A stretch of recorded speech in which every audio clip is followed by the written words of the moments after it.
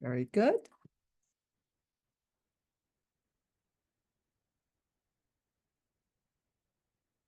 And welcome everyone for joining for today's wonderful Wednesday topic. I'm Barbara McLean, your host for today, and I'll be talking to you today about left bundle branch block.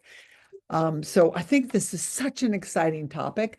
I just want to review, if that's okay with everyone, just want to review the basic coronary circulation because that's so important for us to appreciate and understand whether or not we work in cardiology. Just to remember that coming off of the aorta, you have two main branches of coronary arteries, the right coronary artery and the left main. The left main then splits in the LAD and the left circumflex. So if you're visualizing that here, you see that first dotted line that's coming off the left cusp of the aorta. And this is the left main, which then bifurcates into the two primary divisions, LAD and left circumflex. For us today, we're really focused on the LAD or on the left main. So typically, if we've had an occlusion in the left main or a proximal occlusion in the LAD, we can see that presents us with ischemia of not only the right bundle branch, but also the left bundle branch. Now, as you move more distally, you will most likely only involve the anterior division of the left bundle. But when we talk about pure left main bundle disease, we are actually talking about what one would call a bifascicular block. And that means that we have lost both the electrical activation component of the anterior division, which supplies the anterior wall, and the posterior division, which supplies the posterior wall. So for today, we are primarily talking about our left bundle. And remember, the left bundle, unlike the right bundle, only one branch of the right bundle, but the left bundle has two branches. So again, we're talking about if you've lost the blood supply and the normal oxygen delivery to the main bundle before bifurcation into left anterior and left posterior bundle. And one of the most important things about this is that you will actually see that ventricular activation time is going to take longer than normal. So you want to remember that when we look at ventricular activation, we look at from the beginning of ventricular depolarization to the end of ventricular depolarization. Traditionally, you're going to call that the QRS. And we always would like that to be less wide than 0.11. So that's quite literally 2.5 small boxes counted on a horizontal frame. If your activation time is longer than 0.12, what that typically is going to project for us is that we have a delay in conduction that causes a delay in the time of activation of the left ventricle. So I like this because it shows us together with the electrical activation. Here's your common bundle, then you go into the right bundle and the left bundle, which bifurcates to what we see here, the anterior fascicle and the posterior fascicle. And of course, that's a really important perspective. If you've just joined, please remember to mute yourself. Actually, I'll mute you for you. Okay, and just to remember that the LAD is primarily supplying the left main, and the LAD proximally are supplying the full left bundle prior to bifurcation. Whereas as you go farther down in the coronary circulation, you're going to see that your septal branch is primarily supplies the anterior fascicle, and the terminal RCA supplies the posterior fascicle of the left bundle. So having said that, and then also having said this doesn't just relate to cardiology, it is important for us to appreciate that persons who present with anterior myocardial infarction, anteroseptal myocardial infarction, these are going to be patients who we consider to be at risk for a left bundle branch block. Now, in order for us to understand bundle branch block, we have to do just a rudimentary review of a 12-lead EKG. Now, in the 12-lead EKG, of course, you have 6 limb leads. That's lead 1, 2, 3, AVR, AVL, AVF, and 6 chest leads, V1 through V6. So first, we're just going to start with a quick review of how to look at the axis of the heart. Now, people will say, well, what's the axis and why do I care? Well, you do care And the axis just looks at the average of electrical conductivity through the right and left ventricle. If you'll recall, the right ventricle is a measly muscle. It doesn't have much muscle mass, so it doesn't actually consume much electrical current. It's easy to activate. It activates really quickly. It contracts in response to that activation. But more of your electrical voltage, your electrical vectors, which actually determines the average, the electrical axis, is towards the left heart, which is a much bigger muscle mass. So we're going to use something really simple when we're looking at axis. It's very simple. It is not 100% precise. It's just a really simple way for us to talk about, is your current going in the right direction? That's it. That's all you're asking here with axis. And has axis shifted because there's a loss in current? Maybe tissue is dead, or there's an increase in current because the tissue is hypertrophied, or because you're activating cell by cell by cell, such as you do with the bundle branch block. So we're going to choose 2 leads from our limb lead group only. From our limb lead group, we're going to choose lead 1. And in the way that presents on your patient, the negative electrode, that's determined by your monitor, negative electrode on the right arm, positive electrode on the left arm, that's lead 1, and AVF, which is an assumed electrical vector right in the center of the chest, to the foot lead. So if we look at those 2 things, they're going to divide our heart into quadrants, basically. And we expect all current to go towards the left, which is lead 1, and also towards the foot, which is represented by AVF. Now, if you'll recall with electrode placement, wherever the positive electrode is, and that positive electrode, you just have to memorize that. There's nothing else you can do. The positive electrode for lead 1 is on the left arm. The positive electrode for AVF is on the left chest, the left lower chest, or the left leg. And we expect to see that current is coming both towards the left and towards the foot. And when current comes towards the positive electrode, the picture will always be upright. So upright in lead 1, I'm sorry, let me use it this way. This is my left hand, so it's opposite what you're seeing. Upright in lead 1 and upright in AVF, both upright. That's going to be considered a normal axis.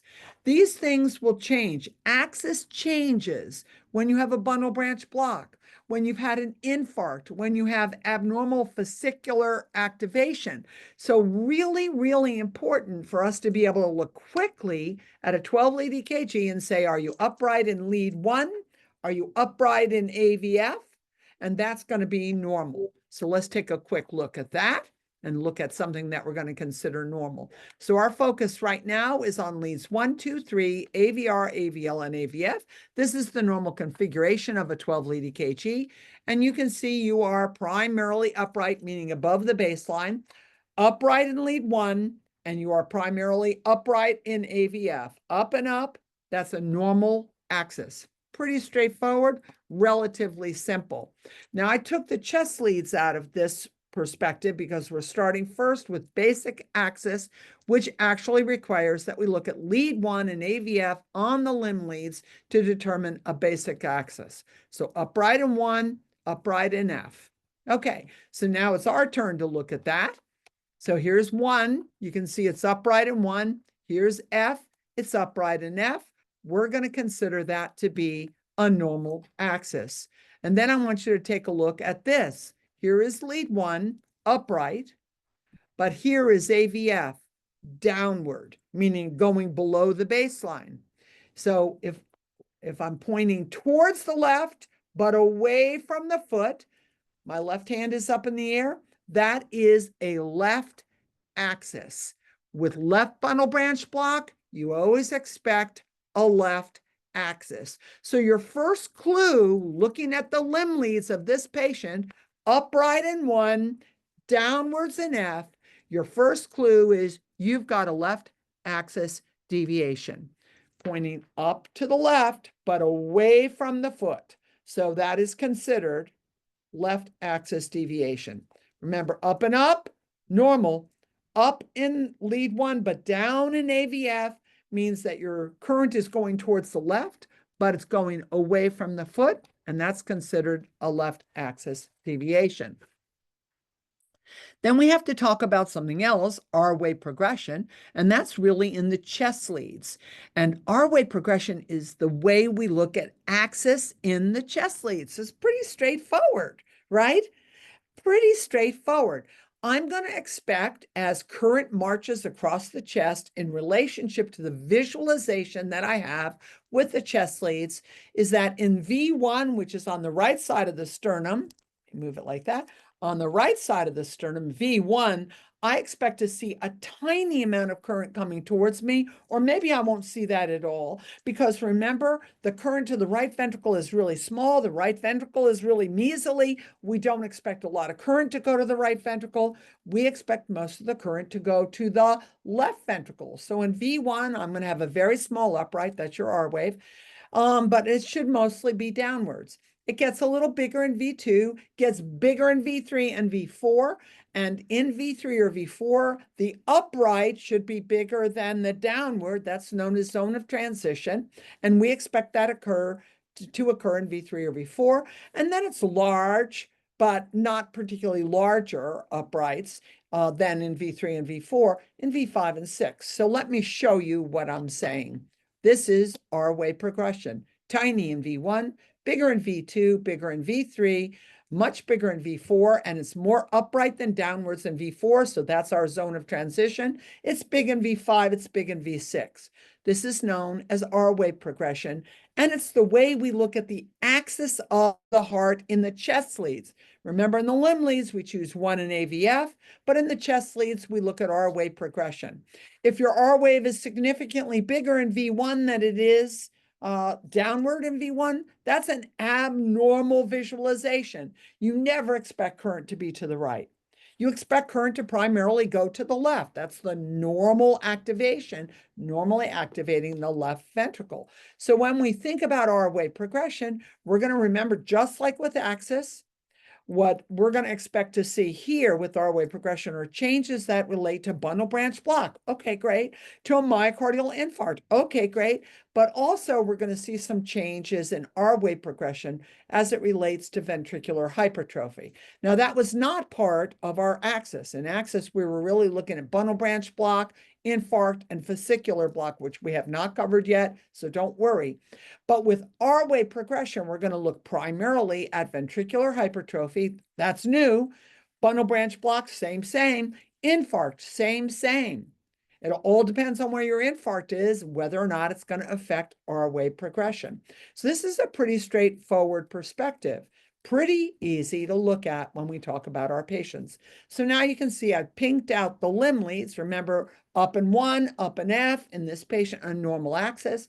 And now we're going to look at V1, V2, V3, V4, V5, and V6. Little tiny R wave in V1, much bigger in V2, much bigger in V3, and the upright is bigger than the downwards in V3. So this is what we call zone of transition. It means electrical conversion primarily being visualized to the left.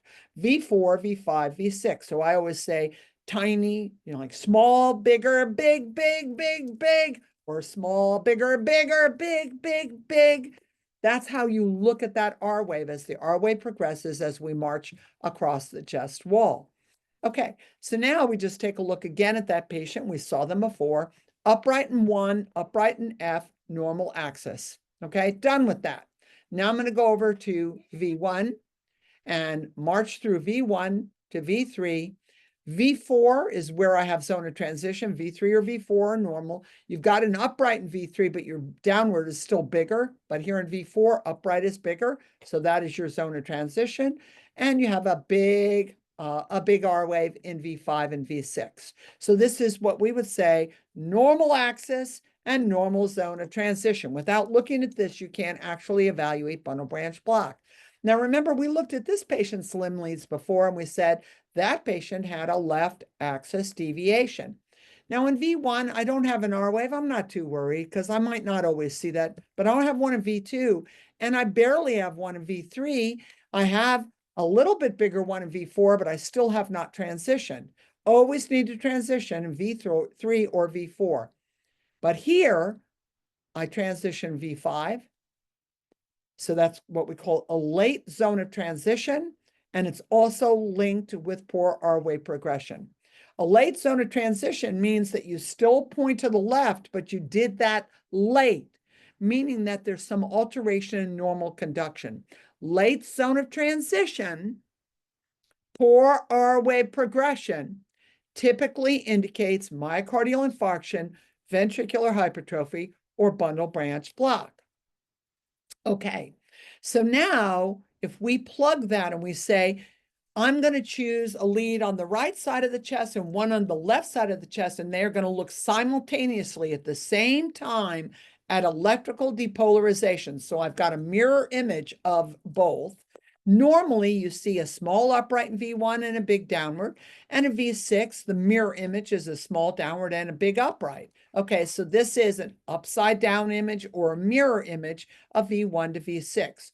And that correlates to how we see normal current, right? The normal current is I activate the right and left atria, go into the common bundle, activate the septum, right ventricle, and left ventricle. And almost at the same time, right and left ventricle. So I don't see them separately.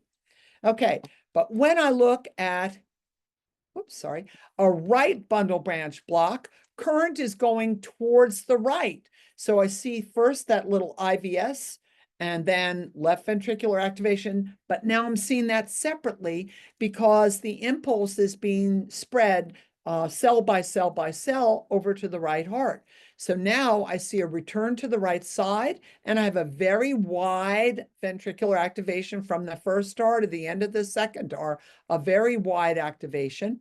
And we're going to say that primary current is going towards the right, which also means that if it's going, primary current goes towards the right, it is going away from the left, and that's inscribed this deep, wide S wave in V6. Remember, these are mirror images. So the positive electrode of V6, mid-axillary on the fifth intercostal space, current is going towards the right and away from V6, which instills this downward aspect, which actually inscribes a wide, deep S.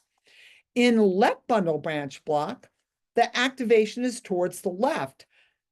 So we actually see that the direction is to the left, which is normal, but I'm going to see a separation of right and left ventricular activation. So really, really important in left bundle branch block, activation is away from the right and towards the left. I typically will see a little notch, or what sometimes people call an M in the V6 and a W in the V1. Don't really have to remember that. All you want to remember is the current is going towards the left, but I see this little notch, which actually tells me that the right ventricle is depolarized, and I had a little transition away from the left heart. So when I talk about left bundle branch block, current is going away from the right and current is going towards the left. And that's what you're looking at in this visualization. So we only choose 2 leads. There are things that we can use to support what we're looking at, but our primary 2 leads for looking at bundle branch block, either right or left, are going to be V1, which represents the right side, and V6, which is representing the left side. V1 should always be primarily down and narrow, less than 0.11, which is 2.5 boxes. And V6 should be primarily up and less than 0.11, which is 2.5 boxes. So whenever I'm looking at a bundle branch block, I'm always going to choose V1 and V6, and normal direction is always to the left, which means it should be always upright in V6. And that also means it should be primarily downward in V1. If the direction goes to the right, that's the wrong direction, which means that primarily in V1, it's upright, that's abnormal, and away from the left, which is the downward at the end of V6, which is abnormal. But the most important thing, my friends, the question is, are you going the right direction? And how much time did it take? If it takes too much time, so we're going to put a qualifier on that, greater than 0.12 seconds, that's only 3 boxes, greater than 0.12 seconds, too much time, even if the direction is normal to the left, but it takes greater than 0.12, we're going to consider that, at first glance, we're going to consider that a left bundle branch block. If the current is wrong, meaning going to the right, and it takes too much time, we're going to consider that a right bundle branch block. That's really important. Oh my God, the blocks. Left bundle branch block, the impulse is transmitted through the septum into the right heart and rapidly, and then all returns back towards the left heart, but it's delayed because instead of going down that super highway of the bundle branch, what we're going to actually be doing is depolarizing cell by cell by cell, which is what takes so much time. Remember, the bundle branch, which terminates in the Purkinje fibers, is the way that we electrically activate the heart in less than the speed of light, in less than 0.04 seconds, we activate the heart. But now, because I'm not going down that superhighway of the bundle and it's cell by cell by cell, it's going to take a lot of time and there's a lot of delay. So that slow impulse takes a much longer time, greater than 0.12, but the direction is towards the left. Now remember, normal direction is to the left, but it should happen really quickly. Now I have direction to the left, but it takes a lot of time. I'm going to consider that on first glance to be a left bundle branch block. So again, I want to remind you, if you have a full-blown left bundle branch block, that would be called a complete left bundle branch block. You actually have lost the activation of the left bundle, and that means you've lost both posterior and anterior. So you've lost two of your bundle fascicles, two of those divisions. This is called a bifascicular block. But mostly we just say, and that's totally appropriate, this is a complete left bundle branch block, meaning you've lost both fascicles, and the only way you activate the left heart is cell by cell by cell, which takes a lot of time. Okay.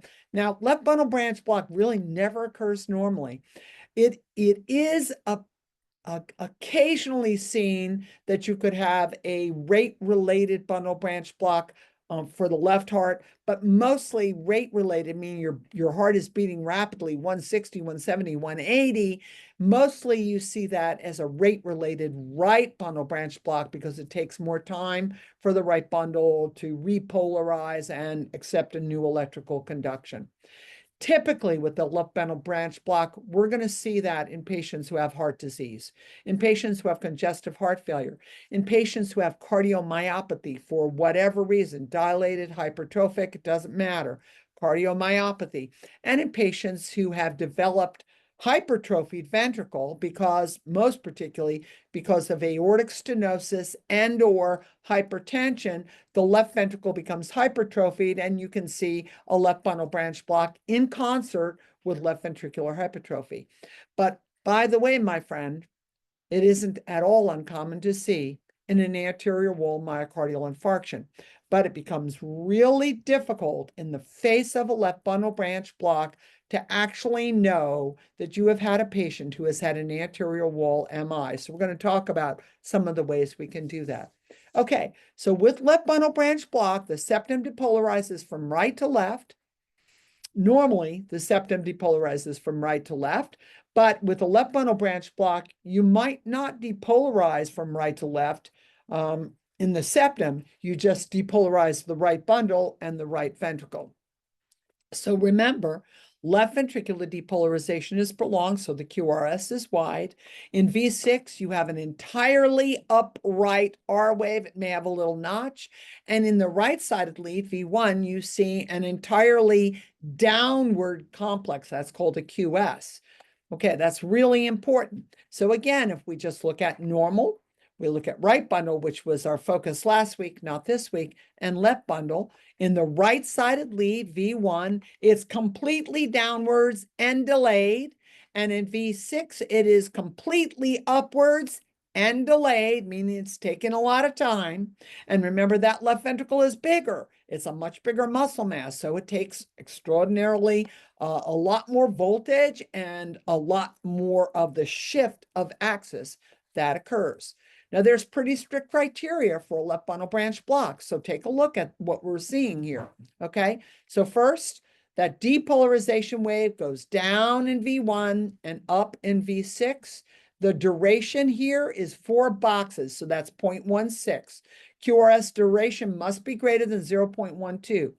QS wave, and here you've got a tiny little R, which might confuse it a bit, but this is a big S wave in V1 and a wide R wave in V6. And typically you expect to see a little Q wave in V6 because in V6, what you're first looking at is depolarization to the right heart. Even stricter criteria. So this one, there might be some discussion if you're communicating with a cardiologist, not your standard team members, but a cardiologist. You might say the patient met the strict criteria, but there may be some controversy, and that's okay. That's fantastic. It's great to have controversy and discussion. Stricter criteria. So what that stricter criteria means is there's no way we can avoid it. This patient meets strict criteria. Stricter criteria, the QRS is wider than 14 milliseconds for men or 130 milliseconds for women. Well, we meet that criteria here.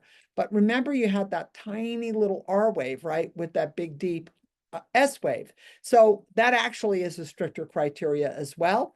And then the other part of stricter criteria is that the QRS has a notch in the V6 lead. So in V1, you have a QS or a small R and a deep S, which we have. And in V6, you have a wide R wave with a small notch. This is stricter criteria. And by the way, my friends, there's no argument and no controversy, not one bit. This is a complete left bundle branch block. Okay, so again, if we just take a look at that and separate the right-sided lead V1, a wide QS or a wide RS with a very sharp downstroke, that's what that's called. The nadir is how long it takes to reach the peak. We're not going to worry too much about that. V6, big, large R wave is maintained. Remember, direction to the left is normal. It should always be to the left, but it took a lot of time and you lost that little first visualization of the left bundle lighting the septum on fire. That doesn't happen with the left bundle branch block. Something that is really important, my friends, in bundle branch block is you have discordance of your T waves. Now, let me explain that. Don't worry about all the statements there. It's really straightforward. With bundle branch block in V1 and V6, the T wave will go the opposite direction of your ventricular activation. So remember, in right bundle, you have a QS wave or you have an RS wave. Primary direction is downwards, but the T wave is upright. In left bundle branch block, you have an upright ventricular activation. It's a big R wave, but you're going to have inverted T waves and ST segments. So discordance means our normal expectation is T wave and QRS should go in the same direction, but with a left bundle branch block in V1, the QRS is downwards. It's actually a QS wave or an RS wave, and the T wave is upright. That's discordant. Then we look at the left bundle, or the left lead, V6. The R wave is upright and wide, but the T wave and the ST are downwards. That is discordance. Now, that's really important because if we have myocardial injury or infarction, the rule of discordance is going to be obliterated. And that's why you have to know this, or you have to understand it. It takes a long time to become really great at EKGs. I'm still working at it, and I've been doing EKGs for 45 years and teaching it for 20. And I'm still looking at EKGs, and I get confounded because there's just so much to know, which is why you want to be good buddies with your cardiologist.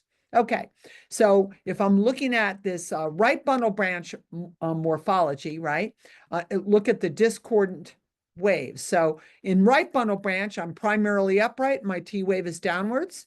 And in leads 1 and V6, I'm primarily upright, but I have this kind of this ST segment that goes downwards. My T wave is still upright. So it's really about those T waves. Right bundle branch block, right-sided lead, V1, primarily upright, T waves are downwards, okay? In left bundle branch block, when we look at left bundle branch block, you're going to see an upright here, and that's, I'm sorry, that's just showing you where I got the visual from. This is your V6 picture, And in V6, you're primarily upright, so you expect the T wave to be upright, but it's inverted, and you have a wide QRS. So direction is normal. You're upright.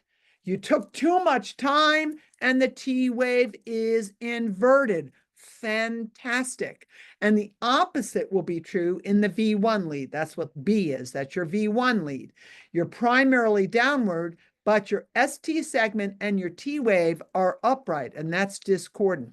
And by the way, this is really, really important here because the number one false activation for STEMI that occurs in hospital or in the ECC or in the ambulance is in patients who have left bundle branch block, because in the right-sided leads, V1, V2, and maybe even into V3, there will be ST segment elevation. That's what you're seeing here, with a kind of a peak T wave, which makes people very concerned. They activate a cath lab. The cardiologist looks at it and they say, nope, it's just left bundle branch block.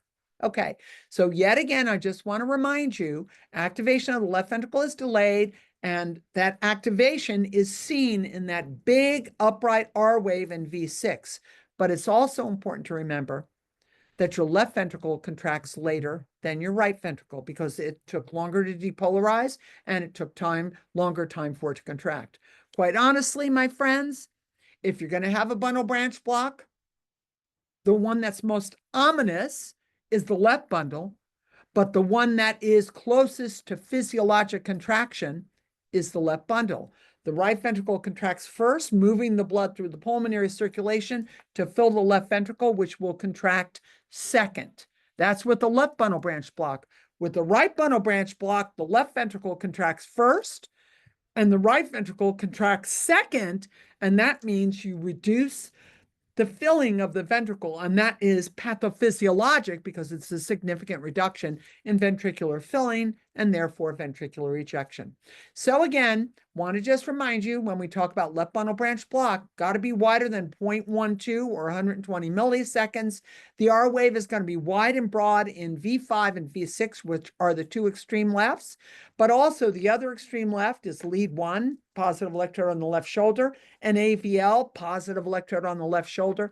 So 1L, V5, and 6 will be wide, and they will be upright. And we saw that when we looked at the axis in that first patient, that it was upright in 1, it was wide, and it was downwards in AVF, also wide. Okay, now secondary abnormalities in leads that progress or project the left side, 1 AVL, also can see in V5 and 6, downsloping ST segment and inverted T wave. So lots of times when people look at an EKG, they say, oh, look, your ST segments are down, your T waves are inverted in lead 1 and AVL. Oh my God, a lateral infarct. But don't forget to look at the width of the QRS, because if the QRS is wide, the ST is sloping downwards, the T wave is inverted, it's the left bundle branch block. Okay, so again, thinking about the right-sided leads, V1 through V3, they're going to have a deep, deep S or a QS, and they typically have an upslope of the ST segment with an upright and prominent T wave. That is discordance. That's what we talked about before. That is so essential in evaluation of the left bundle branch block. Okay, so let's take a look at this patient. Okay, first of all, upright in 1, downward in F, point up to the left and down to AVF. So what that's basically saying is this is a left axis. If I just now view the QRS, I can see it's quite wide. I have a downsloping T wave. So I think I've actually showed you that. The wide QRS, the prominent QS, or this is actually, I would call this an RS in V1. Absence of Q wave in lead 1 and in V6. And a downsloping ST segment depression with T wave inversion in 1 and L, also a little bit in V6, but mostly in 1 and L, and upsloping ST segment elevation in V1, V2, and a little in V3. This is all the criteria. And we go back and look at it again in this fantastic artist rendition. You'll never see a patient that looks this particular and specific. But again, just reminding ourselves, direction, time, which is the width, and discordance. Direction, time, and discordance. So let's look at this, okay? Here's a patient that's got an upright in lead 1, primarily downward in AVF. This is the left axis deviation. Yup. If I look at R wave progression, I can see that my zone of transition, which means more up than down, is V5, which is late. That's always abnormal. Late transition is always abnormal. So the very first thing I'm going to do when I see a late zone of transition, I'm going to say, how wide is my R wave? And is it wider than 0.12 in V6 and in V5, matched by lead 1 in AVL? Yep. Direction to the left, but it took a lot of time. I've got a left axis deviation. This is a left bundle branch block. It's fantastic because it doesn't have to be so hard. Okay. Now, again, I'm going to look at this. All right. Upright in 1, a little bit downward in F. I would call this a normal axis. If I'm just looking at it upright in 1 and upright in F, this is a normal axis.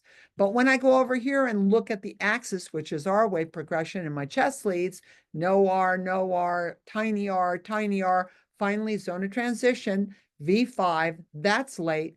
Direction is to the left, so it's the correct direction, but I have a wide R wave in V6 and V5, also in 1 and AVL, and I have a downslope ST with an inverted T wave in 1 in AVL. This is a left bundle branch block. Okay, now let's look at this. Upright in 1, upright in F, normal axis. Normal axis. So it's a normal axis. Upright in 1, upright in F, it's a normal axis. Now I'm going to look at my R wave progression. Okay, R wave progression is poor. Zone of transition, again, everybody's got a left bundle branch block. Zone of transition is in V5, meaning more upright than downwards. Direction is to the left, but it's taking a lot of time. And I have that downsloping ST segment here in V5, V6, lead 1, and a little bit in AVL, not nearly as much as we saw before. And ST segment elevation and an upright T wave in the right-sided leads, V1, V2, and V3.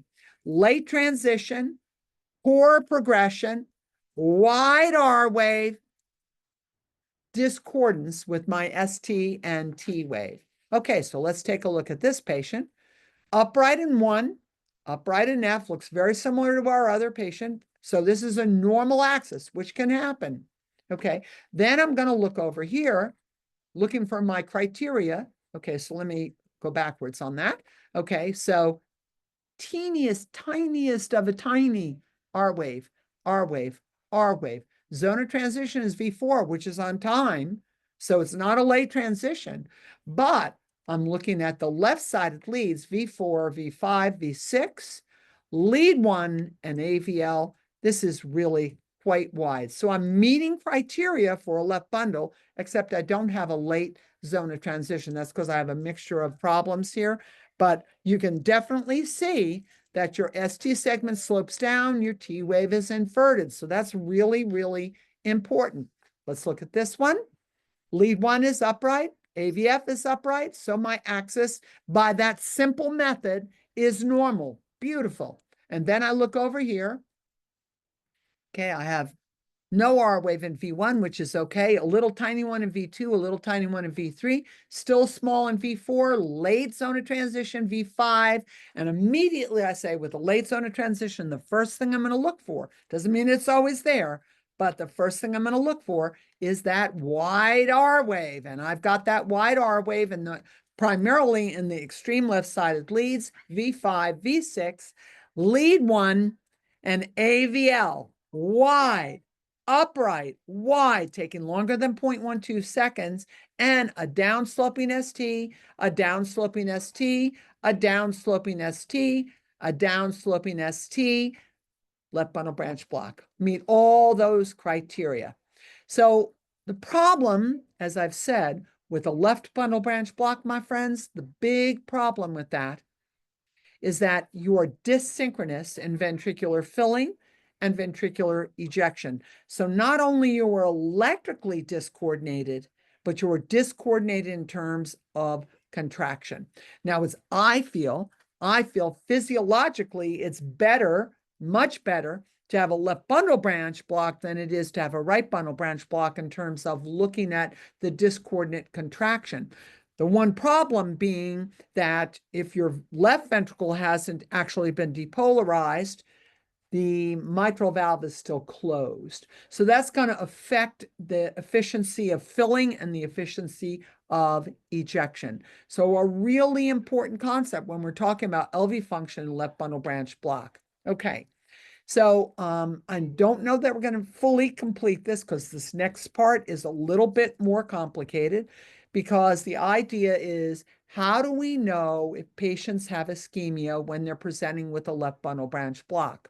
Okay, so a normal left bundle branch block, take a look at that. These are the left-sided leads, typically V5, V6, lead 1 in AVL, upright, R wave with a ST segment depression, that down slope. The T wave may be upright, but the ST segment is down. And in V1, V3, it's downstroke and then an ST segment elevation, okay? In V1 and V3, that ST segment elevation. Typically, this is discordant, okay?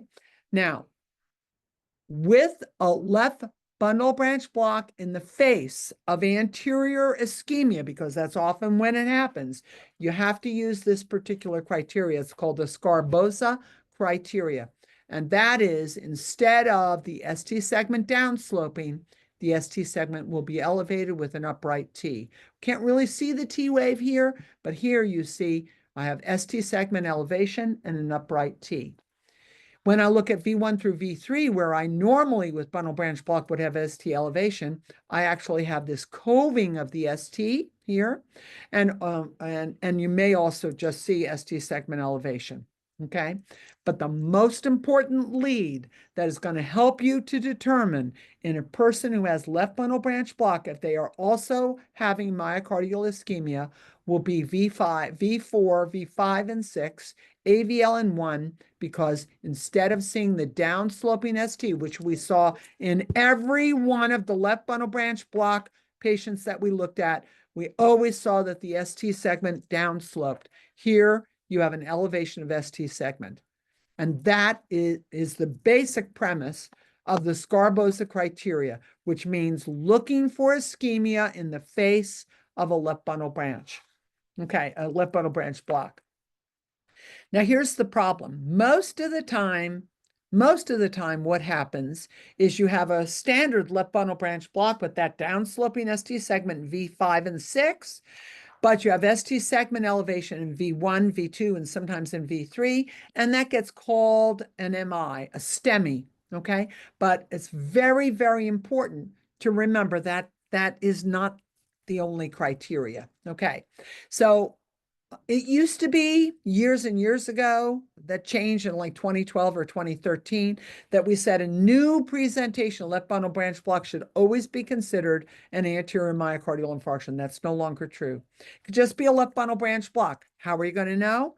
Because if you have a new left bundle branch block from an infarction, you're having an anterior MI, and that might be masked a bit by the left bundle, except for one thing. Instead of a downsloping ST, that's that discordant, you're going to have a concordant ST segment elevation. So that's a very, very important. I'm going to make sure you understand left bundle branch block and myocardial infarction is very difficult. It's very challenging. That's why you always need your cardiologist. Great to have your APP. It's great to have your primary team, but you need a cardiologist to take a look at that EKG to actually discuss all of the variations on a theme, and also to take on the burden of responsibility for saying, yes, this is an ST segment elevation MI, or no, it's not. You attending 1 hour, a 4-day course, a 3-week course, you or your providers, no matter how great you are and how great they are, you're not cardiologists. And this is the really difficult component with left bundle branch block and myocardial infarction. So very particular EKG data found in patients with left bundle branch block who are having an acute MI. And I want to remind you, the biggest one is that differentiates you from a left bundle branch block is that ST segment elevation in the presence of a wide R wave. So V5, V6, ST segment elevation. ST segment depression greater than 1 millimeter in the right-sided leads, or ST segment elevation in the right-sided leads greater than 5 millimeters. So here's your basic Scarbosa criteria, what we've just said. Instead of the downsloping ST, you have ST segment elevation with an upright T wave. That is not normal. In the right-sided leads, what we can see is this really significant ST segment elevation. It's got to be greater than 5 millimeters. And you're seeing that because of the myocardial infarction. So a really important concept. Also, you might see ST segment depression, but your T wave is upright in your primary right-sided leads. Okay, so ST segment elevation in your right-sided leads greater than 5 millimeters. In your left-sided lead just has to be greater than 1 millimeter, and it's discordant with the QRS complex, meaning it's that it's actually in your left-sided leads concordant, and in your right-sided lead it's discordant. Okay, so that's a lot to remember. No one's expecting you to remember it all, but I want to take a look at this one. Okay, up in 1, up in F, normal axis. Okay, I didn't highlight that. Okay, then I go over to R wave progression. No R really tiny in V1, tiny in V2, tiny in V3, tiny in V4. Zone of transition is V5. Always normal to have a late zone of transition. Then I go and I look at V6. I have a wide QRS, a down-sloping ST segment, and an inverted T wave. Correlate that to lead 1 and AVL. Don't see it as much in AVL, but definitely see it in lead 1. And the QRS is about 0.14. So I've got a wide QRS, direction to the left, late zone of transition, a normal axis, which is possible, but I definitely have left bundle branch block. Okay, so again, just reminding you, this is difficult to actually say, I have a patient with a left bundle branch block, and are they actually having an infarct? If it's a new onset left bundle branch block, you must have ST segment elevation V5 and V6 for it to be considered a myocardial infarction. Left bundle branch block by itself, without that concordant ST segment elevation, V5 and V6, is not indicative of myocardial infarction. So we really love that whole idea of the discordance. That's particularly the discordance is typically going to be seen in the right-sided leads. So again, let's take a look at this. Okay, I'm looking at lead 1 and AVF. They're both upright, so that's a normal axis. Looking at R wave progression, and it's poor. Zone of transition is late in V5. QRS is wide. ST segment is down sloping. I have ST segment elevation V1, V2, and V3, but I do not have concordant ST segment elevation V5, V6, lead 1, or AVL. My patient is not having an MI. This patient is having a pure left bundle branch block. Okay, so really, really important. Remember, concordant ST segment elevation left-sided leads can be discordant ST segment elevation in my right-sided leads. Okay, so I said a lot of things about that here, but I want to just take a really quick look at this. Okay, upright in 1, upright in F, normal axis. R wave progression is poor. Zone of transition is in V5. I have an ST segment moving downwards in V5 and V6.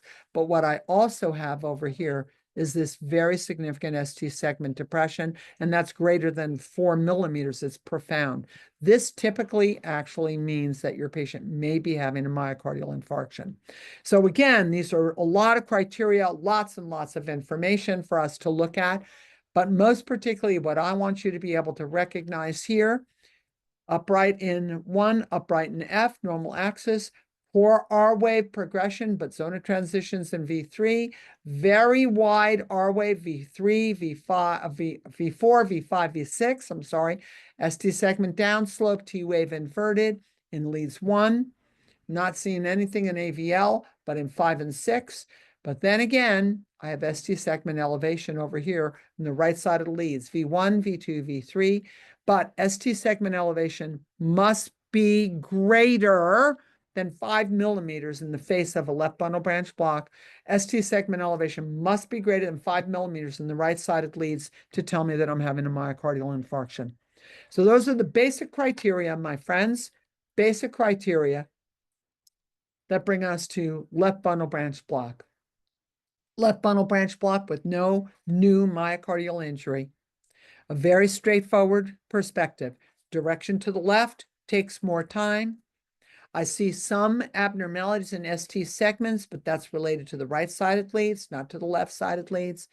I have that cove down in the ST segment and an inverted T wave in my extreme left-sided leads, leads 1, AVL, and here only in V6, not in V5. So never going to happen in every single lead, but you've just got to have a wide framework, a good approach, and use critical thought analysis. Remember, axis normal or not, R wave progression, zone of transition, width of the QRS for left bundle branch block, lift of the QRS, width of the QRS with normal direction, downsloping ST and T wave inversion.